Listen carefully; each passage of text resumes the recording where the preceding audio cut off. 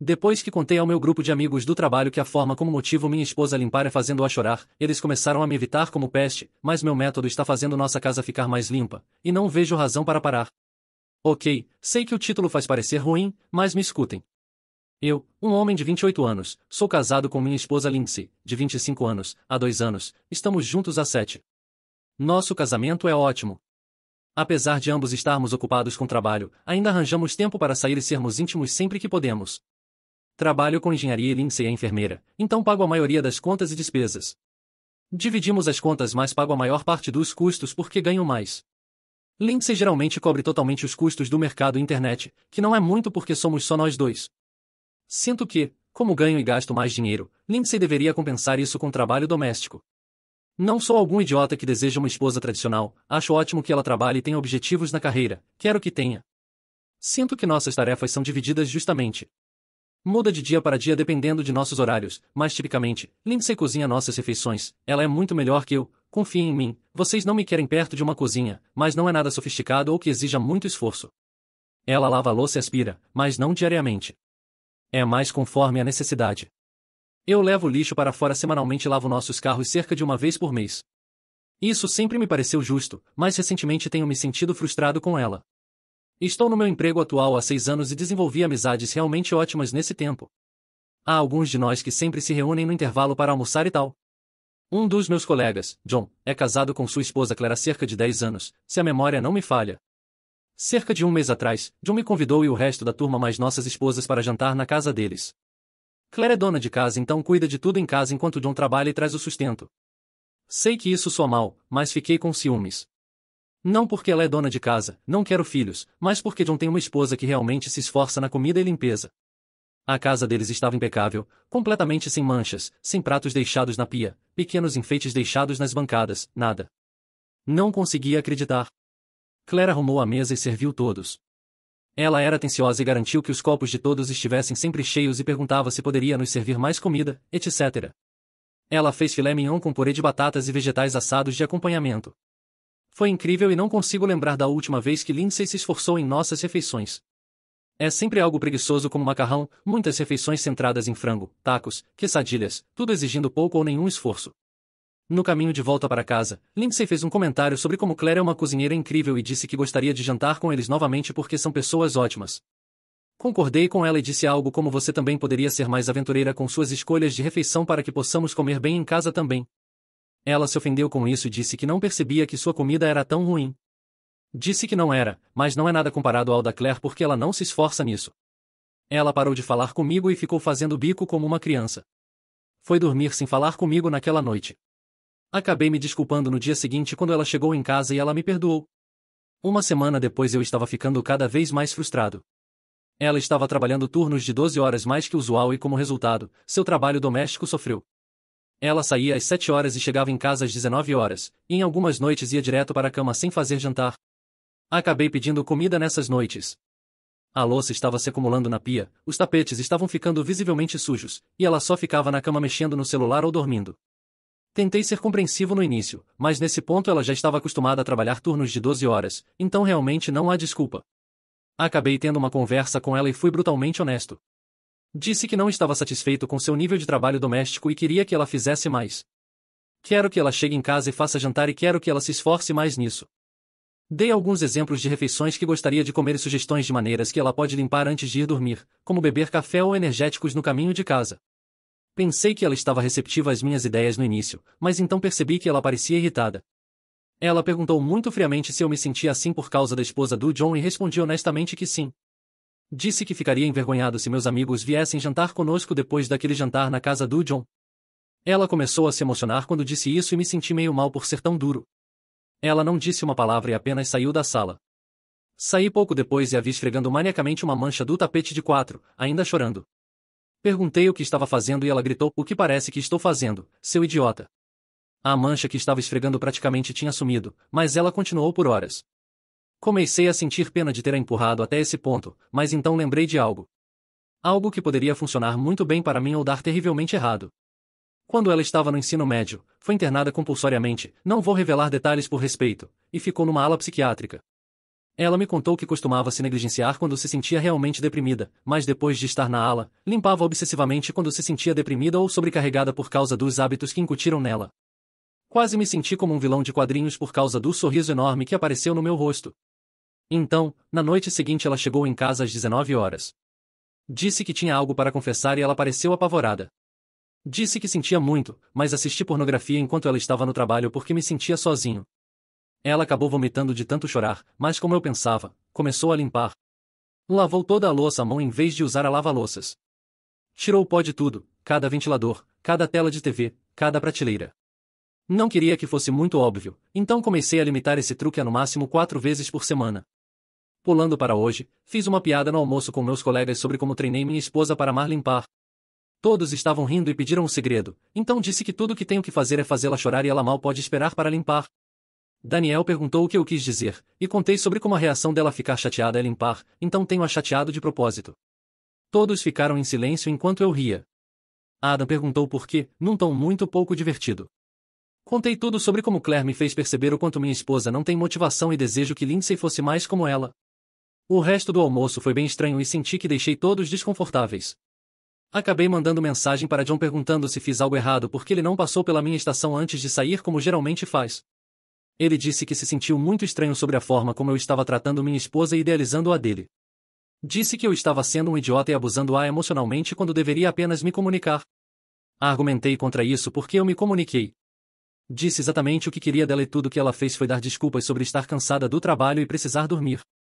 Ela até sugeriu que eu deveria limpar mais se o estado da casa me incomoda tanto e que deveria aprender a cozinhar antes de criticar ela. Não conseguiríamos pagar a casa onde moramos se não fosse por mim. O estilo de vida que vivemos é por minha causa, então por que ela não pode apenas mostrar apreço limpando e cozinhando refeições melhores? Já faz 3 dias e agora estou almoçando sozinho. Quando sento com meu grupo usual, todos param de falar. Sinto que realmente estraguei tudo e quero consertar as coisas com meus amigos, mas ao mesmo tempo sinto que o que estou fazendo está certo porque não é por nada. Ela está realmente limpando mais e estou tão orgulhoso dela. Sou idiota por querer continuar fazendo isso? Comentário 1. Você é o idiota. Não se preocupe, você pode descobrir depois que ela se divorciar de você. Comentário 2. Você é um idiota. Tarefas domésticas são divididas de acordo com o número de horas trabalhadas fora de casa, não renda.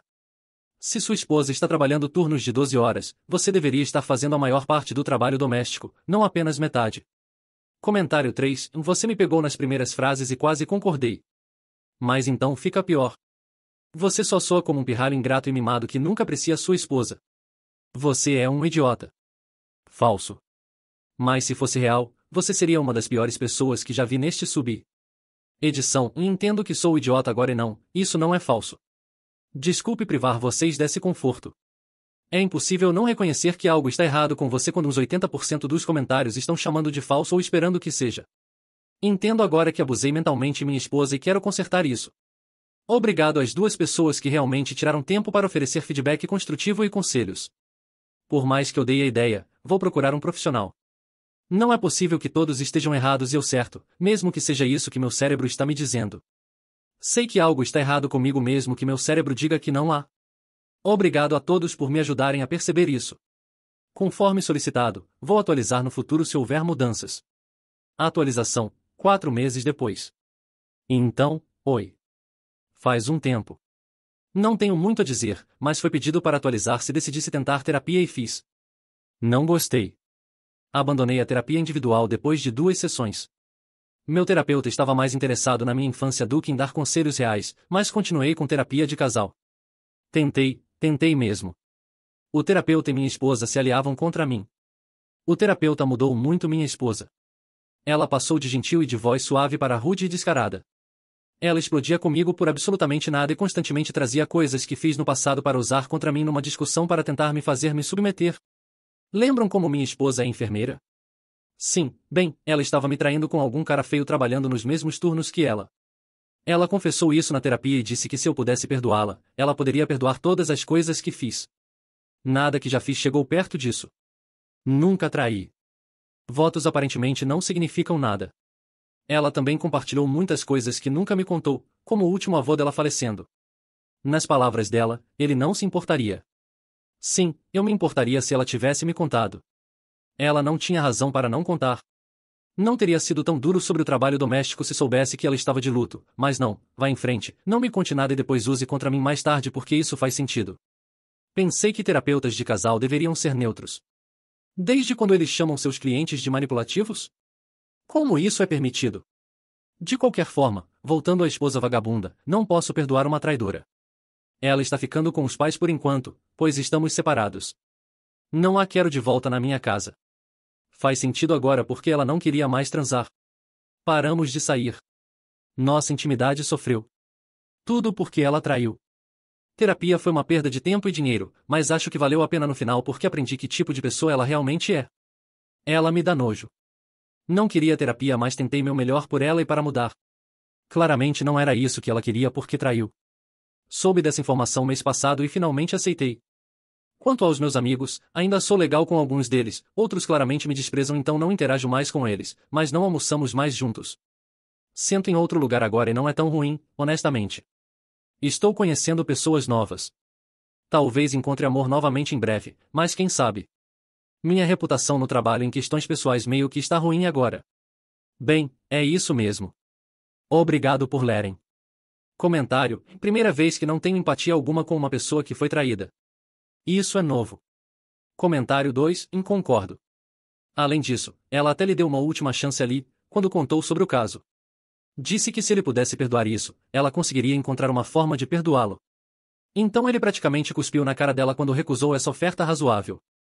Até mesmo a oferta era mais do que ele merecia. Como dizem, bom livramento do lixo ruim. Então é isso. Sou o vilão agora. O monstro. O manipulador emocional, o abuser, como dizem. Impressionante como uma história contada pela perspectiva errada pode transformar qualquer tentativa de ordem em tirania. Ninguém quer saber do contexto. Ninguém quer saber que eu estava tentando salvar um casamento. Que eu estava tentando manter um lar limpo. Que eu queria apenas o básico em respeito. Dedicação. Reciprocidade. Ela me traiu. Vamos repetir isso mais uma vez. Ela me traiu. Mas claro, quem acaba sendo pintado como problemático sou eu. Porque fazer alguém chorar para motivar soa cruel. Mas quando a outra parte não escuta, não reage, não se importa, o que sobra? Conversa? Já tentei. Diálogo? Tentado. Paciência? Exaurida. E honestamente? No fundo, acho que ela queria uma desculpa para se vitimizar. Conseguiu. Desde que ela saiu, a casa está estranhamente silenciosa. Mais limpa, é verdade, mais fria. Eu limpo agora. Cozinho, às vezes. Compro refeições prontas quando não quero me incomodar. Percebi que fazer tudo sozinho não é tão difícil. O que é difícil é lidar com o fato de que passei anos investindo tempo, dinheiro, energia, em alguém que aparentemente nunca me respeitou. Que guardava segredos. Que compartilhou sua dor com outro homem em vez de dividir comigo. Recebo mensagens de conhecidos perguntando se estou bem. Alguns colegas antigos do trabalho ainda cruzam comigo nos corredores e fazem aquele aceno rápido, aquele sorriso que não sobe até os olhos. Percebo o julgamento neles. Como se tudo que ouviram fosse verdade absoluta. Ninguém perguntou minha versão. Ninguém quis entender como é frustrante carregar um relacionamento nas costas. Comecei a sair mais. Me inscrevi num grupo de trilha, conheci uma mulher nova.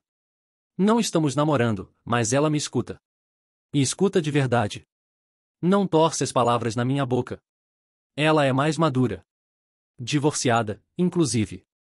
Sabe que casamento não é conto de fadas e que, às vezes, a verdade dói. Gosto disso nela. Zero drama. Minha ex, por outro lado, me manda mensagens de vez em quando. Umas passivo-agressivas, outras frias e objetivas. Preciso buscar algumas coisas. Por favor, não jogue fora meus livros. Já transferi minha parte da conta conjunta para outra. Eu respondo o mínimo necessário. A ferida dela não me interessa mais. Ela a provocou. Ela cavou essa distância com as próprias mãos. Terapia? Nunca mais. Não preciso que um estranho me diga que sou controlador quando tudo o que fiz foi tentar manter alguma estrutura dentro de casa. Não preciso ser diagnosticado. Preciso de alguém que entenda o peso de manter tudo de pé enquanto a outra parte se esconde atrás de desculpas. Alguns dias me pego pensando no jantar na casa do John. No filé mignon. Na esposa perfeita, que parecia saída de um comercial dos anos 50. Talvez eu tenha exagerado ao idealizar aquilo? Talvez. Mas é errado querer mais? É errado querer excelência? Não me arrependo de ter exigido mais dela. Me arrependo de ter escolhido a pessoa errada para investir essas exigências. A ironia é que, agora que estou sozinho, me sinto mais no controle. Menos frustrado. A dor virou raiva, a raiva virou rotina, e a rotina virou paz. Não aquela paz quente, acolhedora, mas uma paz silenciosa. E estéril. E eficiente. Estou reconstruindo do meu jeito. Sem me desculpar tanto. Sem andar em ovos. A verdade é, se você exige pouco, vai receber menos ainda. Se você baixa os padrões, eles te enterram com eles. Eu me recuso. E se isso me faz o vilão, ou então que seja? Todo vilão é herói da própria história. Ela ainda voltou aqui uma última vez, alguns dias atrás. Veio com os pais, os mesmos que ela jurava que odiava por não respeitarem suas escolhas. Vieram pegar o que faltava em livros, roupas de inverno, e umas caixas que estavam no porão. Eu não desci. Fiquei parado no topo da escada, observando ela sair com tudo empilhado nos braços, como se estivesse fugindo de uma casa em chamas. O pai dela me lançou um olhar daqueles, como se eu fosse o câncer da vida da filha perfeita. Mas ninguém ali sabia a verdade. Ninguém sabia o que eu suportei. Ninguém viu as mensagens não respondidas. Os dias de silêncio. O jeito como ela começou a me olhar como se eu fosse um peso. Um obstáculo. Um erro. Como se tudo o que eu fazia fosse demais, como se minha cobrança por limpeza ou por um jantar decente fosse uma ofensa à existência cansada dela. Mas e eu? Eu, que bancava as contas, os jantares, as roupas que ela comprava sem pensar, o conforto da casa? Eu não podia cobrar? Eu não podia querer voltar para casa e encontrar algo pronto, um mínimo de esforço? Acordava cedo, chegava tarde, fazia horas extras, e tudo o que pedia era o mínimo. Mas não. Ela sempre vinha com aquele discurso de trabalho igual você. Só que não era igual. Nunca foi. Eu não tinha plantão de 12 horas 4 dias por semana com folga no meio. Eu tinha carga total. Eu era o esteio. O pilar. E sabe o que é mais revoltante? É que quando tentei conversar, quando fui honesto sobre o que sentia, ela me fez parecer um tirano. Me jogou a culpa toda como se ela fosse a única cansada do mundo. E aí veio a parte que mais me fere, e ela usou minha sinceridade contra mim. Na terapia, ela jogava tudo o que eu dizia de volta, distorcido, com a bênção do maldito terapeuta que mais parecia um advogado de acusação. E então ela confessou. A traição. Sem remorso. Como se fosse uma moeda de troca. Se você me perdoar, eu te perdoo. Perdoar o quê, exatamente? Me perdoar por exigir que ela limpasse uma pia cheia de pratos depois de 3 dias? Por não aceitar viver num chiqueiro enquanto ela descansava? Por querer uma mulher que me respeitasse? Que não estivesse exausta demais para sequer olhar na minha cara? Ela me traiu com um enfermeirinho idiota com cara de doente. O tipo de cara que vive de cafeína, rindo alto, posando de sensível para conseguir mulher fragilizada. E ela caiu. Claro que caiu. Ela sempre foi fraca para esse tipo. E ainda teve a audácia de me olhar nos olhos e dizer que só procurou atenção fora porque não estava sendo ouvida em casa. Sério? Ela mal falava comigo. Eu tentava conversar e recebia suspiros, caras fechadas, e o eterno depois a gente fala disso. E agora a culpa é minha? Ela não quer volta. E eu também não. Não depois de tudo. Mas o que me tira o sono, o que me deixa engasgado de raiva, não é o fim do casamento. É o julgamento. As pessoas olhando como se eu tivesse batido nela. Como se eu fosse um monstro manipulador por ter descoberto uma fraqueza emocional dela e usado para fazer a casa funcionar. Sim, eu usei. Sim, eu fiz ela chorar. E funcionou. A casa ficou impecável. Ela funcionava melhor assim. Foco. Clareza. Era como se a dor a organizasse.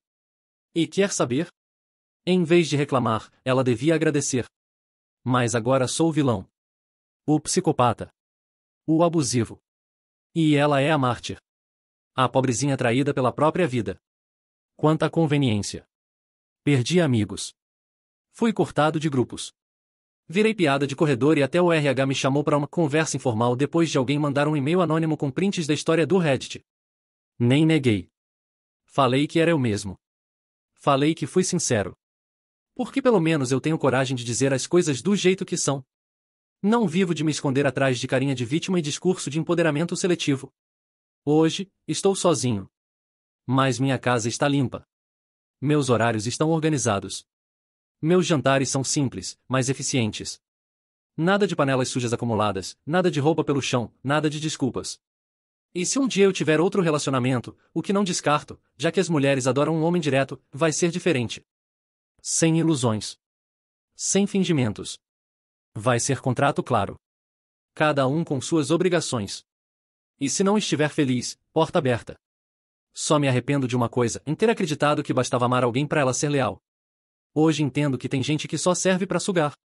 Que veste a capa de boa pessoa enquanto joga seu nome na lama para salvar a própria imagem. Ela se diz livre agora. Mais feliz. Que a aproveite. Porque liberdade vem com um preço. E se ela acha que a vida vai tratá-la melhor do que eu tratei, mal posso esperar para ver a decepção estampada na cara dela. E eu? Eu sigo. Com raiva, sim. Mais limpo. Sozinho, mas sem ser enganado. Não me arrependo de ter exigido o que merecia. Só lamento por ela não ter sido forte o suficiente para acompanhar. Ela tentou me destruir no final.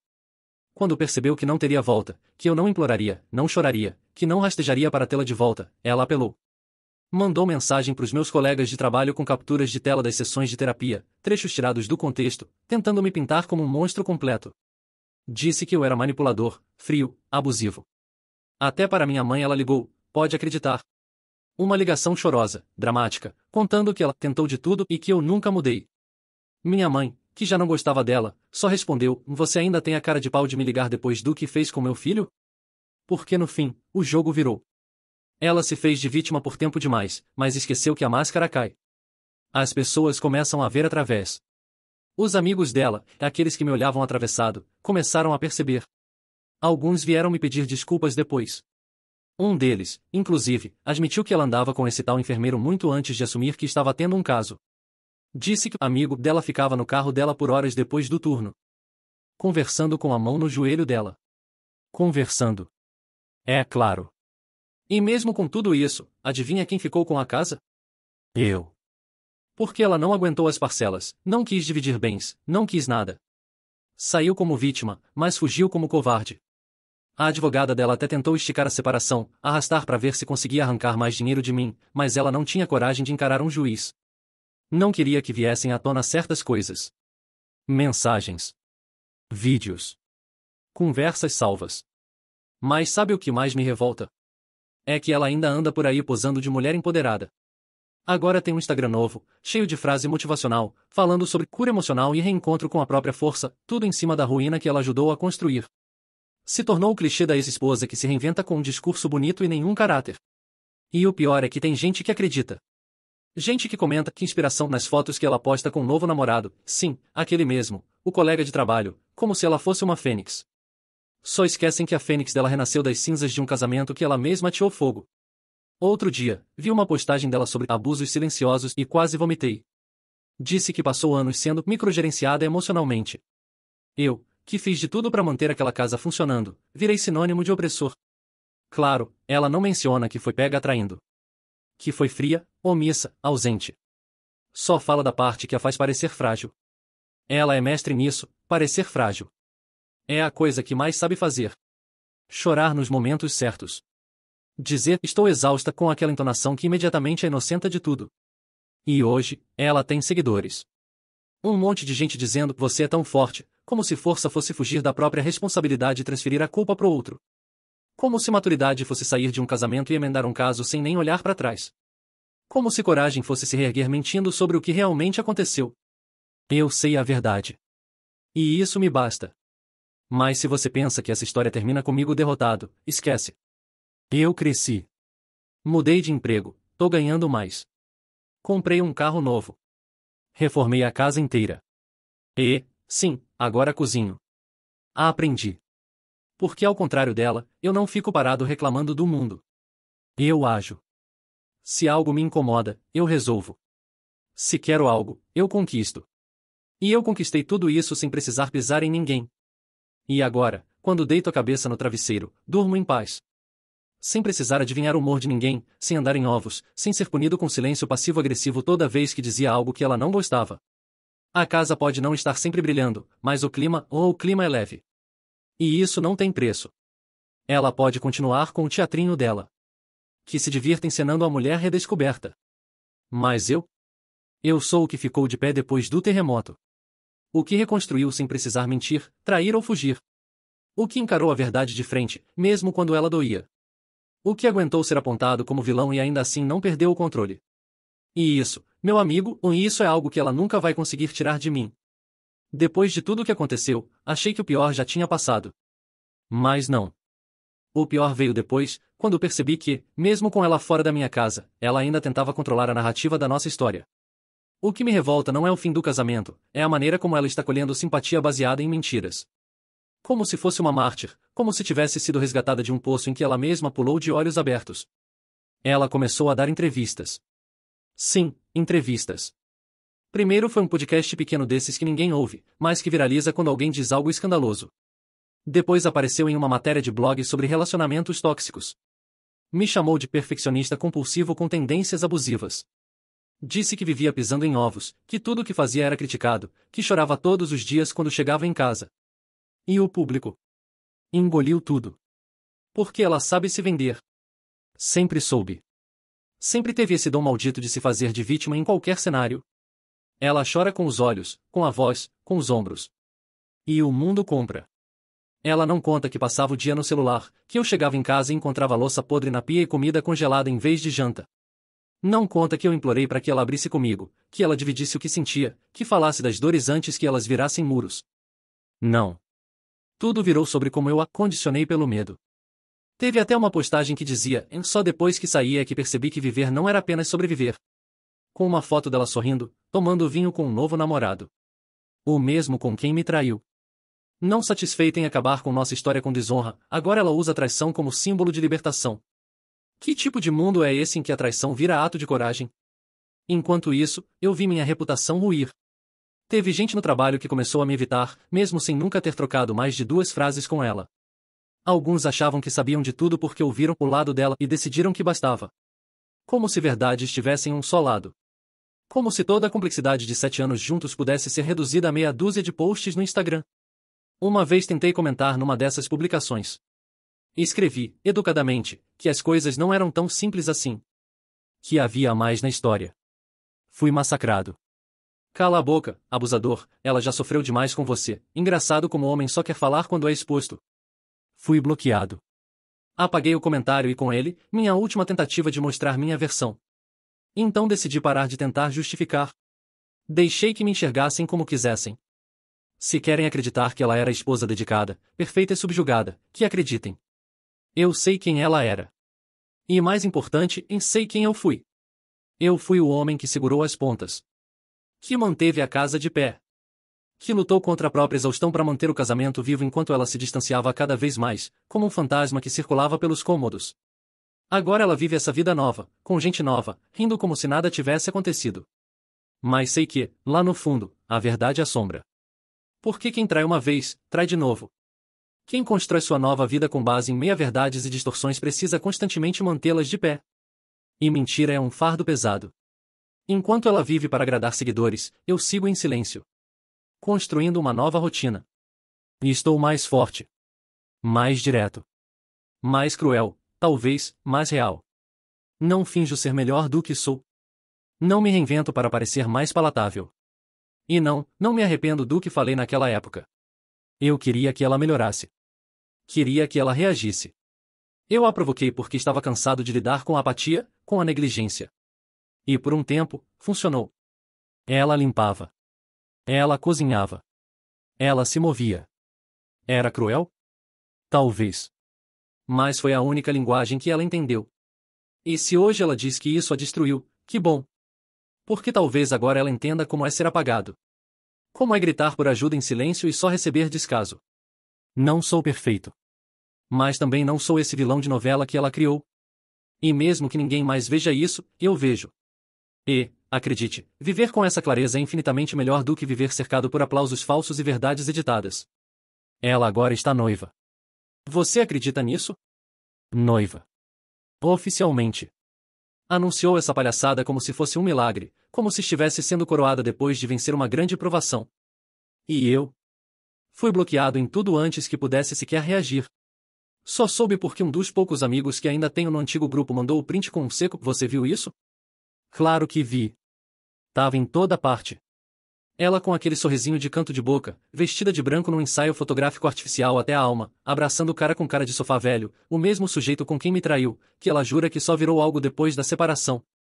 Quanta conveniência. No texto da legenda, ela escreveu, às vezes, o amor te encontra quando você finalmente aprende a se amar. Me diga, onde exatamente no processo de se amar entra trair o marido? Onde entra passar meses me apagando, fingindo que tudo estava bem, enquanto dividia turno e provavelmente lençol com outro? Mas ela posta essas frases vazias como se fossem sabedoria ancestral. E as pessoas aplaudem. Batem palmas. Você merece, exemplo de superação, mulher forte é outra coisa. Ninguém quer saber de verdade. Ninguém quer encarar a merda real por baixo dessa camada de filtros e frases motivacionais. Ninguém quer ouvir a parte em que ela destruiu alguém e depois colou uma auréola na cabeça. O que me revolta não é o noivado. Ela que fique com esse boneco inflável com cabelo de gel. O que me engasga é a forma como ela reescreveu a história. Como se tivesse sido oprimida, como se eu tivesse sido um ditador doméstico e ela uma escrava do século XXI. Ela apagou tudo que a comprometia e manteve só o que fazia ela parecer corajosa. Ela se reconstruiu em cima da minha destruição. E as pessoas compraram. Todos. Sem questionar. Você sabe como é abrir o aplicativo do banco e ver uma transferência para a clínica veterinária quando você nem tem mais cachorro? Sabe por que aconteceu? Porque o nome da conta ainda estava com ela. E ela usou. Meses depois de tudo, ainda tinha acesso. E não me pediu. Não avisou. Nenhuma mensagem. Só usou, como usou tudo, em minha casa, minha estabilidade, minha paciência, meu nome. Quando confrontei, ela só respondeu, e achei que não faria diferença. Como se eu fosse um fundo infinito. Como se meus limites fossem sugestões. Mas agora acabou. Tirei o nome. Troquei as senhas. Passei a chave da vida dela para outra mão. E mesmo assim, ela ainda aparece. Não diretamente, claro. Ela é esperta demais para isso. Mas de vez em quando, alguém menciona. Um conhecido em comum comenta que ela parece tão bem agora. Outro diz que o novo cara trata como uma rainha.